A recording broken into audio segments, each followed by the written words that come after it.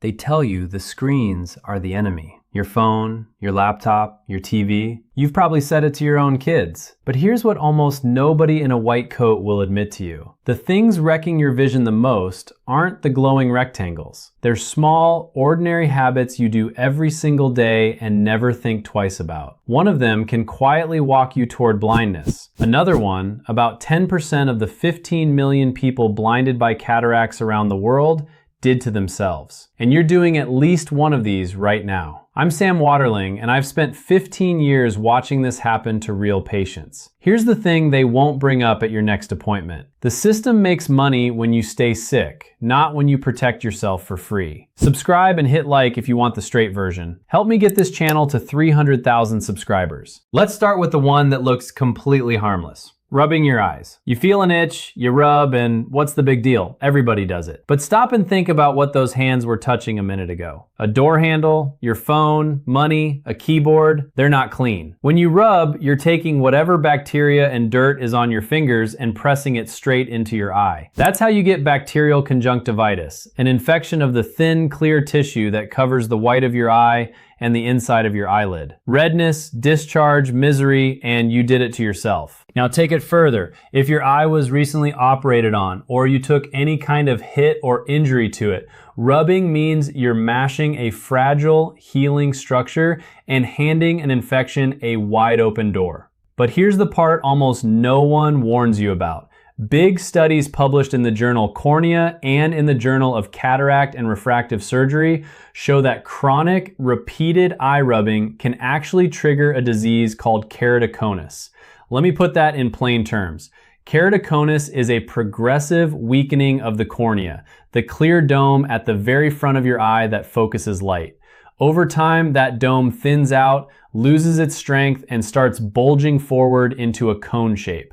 Your vision distorts and blurs, and in the worst cases, it takes you all the way to blindness. And if you already have keratoconus, or even a mild early form that hasn't shown symptoms yet, constant rubbing will push it into full-blown decompensated disease in almost 100% of cases. Think about that. Something as dumb and automatic as rubbing your eye can cost you the front window of your eye for good. This matters most with kids. They rub constantly and nobody stops them. So watch your own hands and watch your children's. If their eyes itch, don't let them grind away at them day after day. Find out why they itch. Is it allergies? Is it conjunctivitis?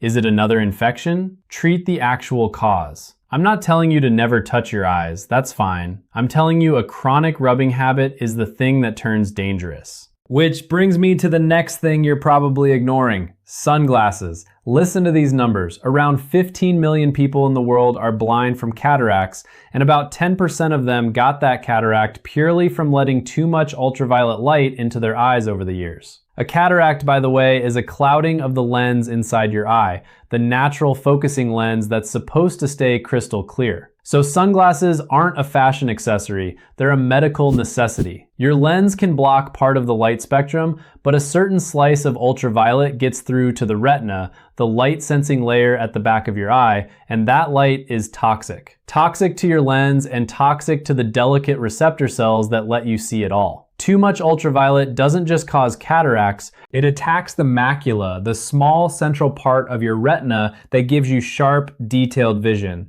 And that leads to age-related macular degeneration, which slowly eats away your central sight. But you have to pick the right sunglasses or you make it worse. Look for a label that says UV 400 or 100% UV protection. That tells you the lens actually blocks the harmful ultraviolet spectrum. Here's the trap with cheap street vendor shades.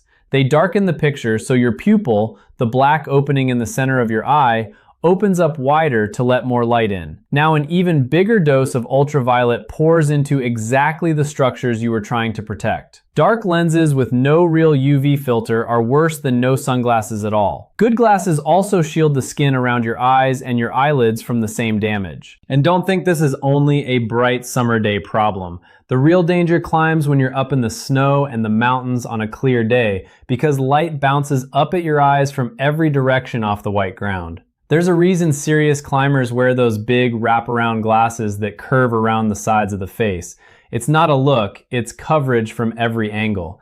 Pick a frame with large lenses that hug your face and you protect the whole eye.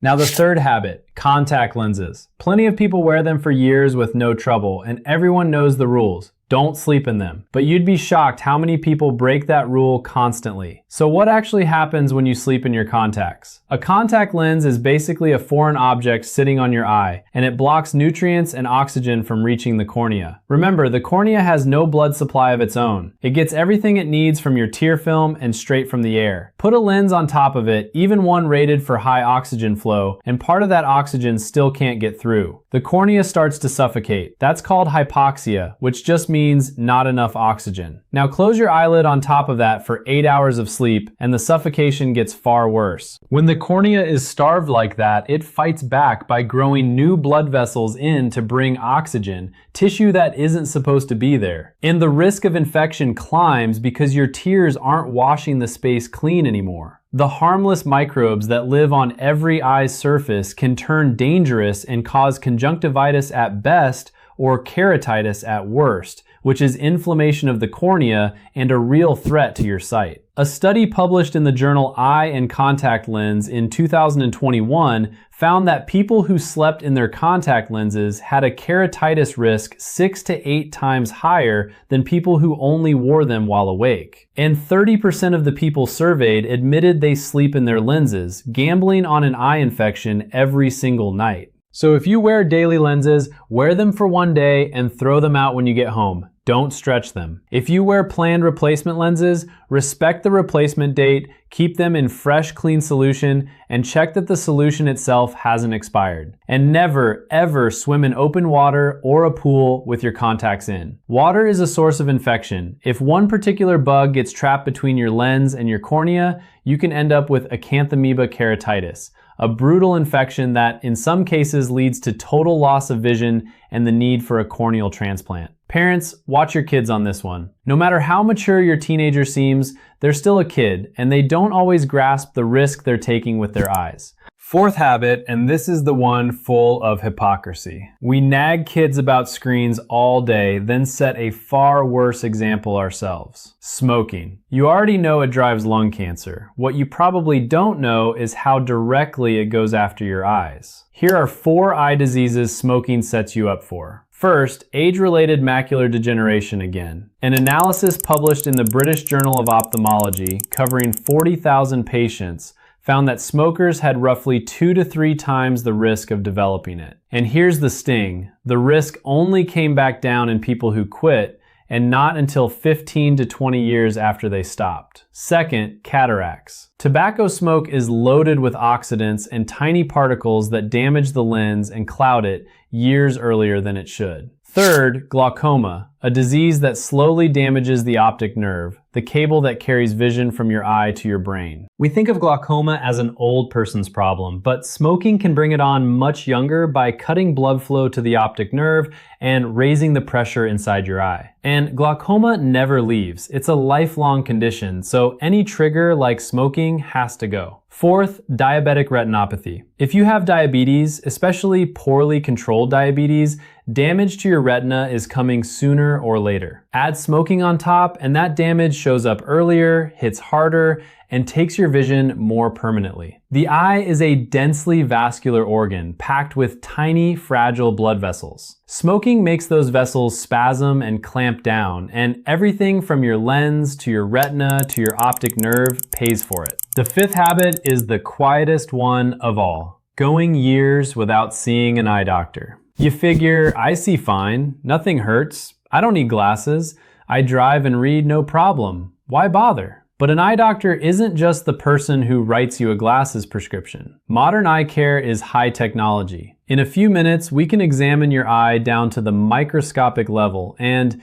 in most cases, catch a disease before it causes a single symptom you'd ever notice. That's everything when it comes to conditions like macular degeneration, glaucoma, and cataracts. It's far better to catch it early and stabilize it than to meet a patient at the terminal stage when there's nothing left to do. And here's exactly why age is the part you can't ignore. According to the American Academy of Ophthalmology, about 40 to 50% of people who have glaucoma don't know they have it. We can't cure glaucoma. We can only lock it down and stop it from getting worse. So the stage we catch it at decides how much sight you keep. Your risk for all of this climbs sharply with each decade, and the symptoms and the way you respond to treatment shift as you get older. So tell me, how old are you? Drop it in the comments. I honestly want to see which age group most of you fall into because it tells me who's most at risk right now and helps me make the videos that actually fit where you are. So here's what you do after this video. Stop grinding your eyes, and if they itch, find the cause instead of rubbing. Buy real sunglasses with a UV 400 or 100%